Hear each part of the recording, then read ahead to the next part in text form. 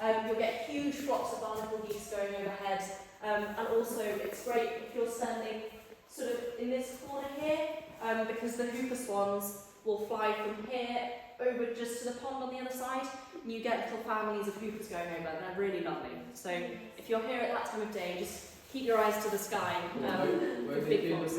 What is the reason for them to go there? We're not really sure, but they like to spend the day here because this is where they get fed, and they go over to the other side. That's where they like to roost, so they spend the night there.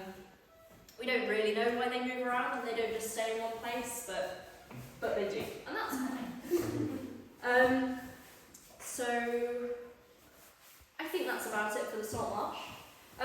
So it's now time for me to talk about the swans. So we've got two species of swan out there. You'll probably recognise the mute swans with the orange bills. You get them all over the UK, and they breed in the UK as well. So you'll find them at canals and ponds and rivers and lakes. They're all over the place. We have a few pairs that breed on sundays. These are colour rings, and these allow us to identify individual swans. So we've got yellow and orange. So this is ZLV right here next to us. We know that that's a swan that arrived in about December, and it's been with us since then. So the reason that we put these rings on, so we do it here, we put these colour rings onto our swans so that we can identify individuals, and that can tell us things like how long do they live, so we know their ages because we know the individuals. How faithful are they to sites? So do they always come to Caerlaverock and spend the whole winter here? Or do they drop in here and move? Some of our swans go to Martinmere, or some of our swans go to Welby. So it's really cool, like, you can learn about their movements. So that's another reason that we bring them. But you can also tell about productivity. So you know the swans come back, maybe 1 year they come back with their partner and with 3 cygnets. And the following year they might come back with their partner and 5 cygnets. But the following year, they might come back with a different partner, scandalous, and another 4 cygnets or whatever. So you can tell about who their mates are, and also how many cygnets they're having.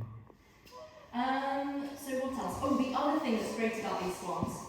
So you see the black markings on their bills.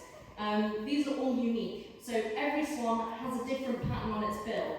So before we had the colour rings, wardens and scientists for the Wildfowl and Wetlands Trust would collect the same data, but collect it based on recognising their bills, which I couldn't do. I couldn't even begin to. There's like 2 swans out there, I'm like, I know you, and sometimes I'm wrong.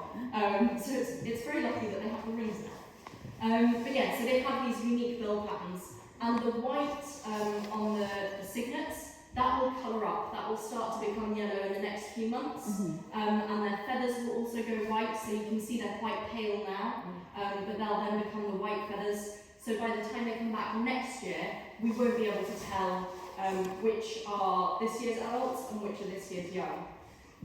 So yeah, I think that's all I have to tell you about swans.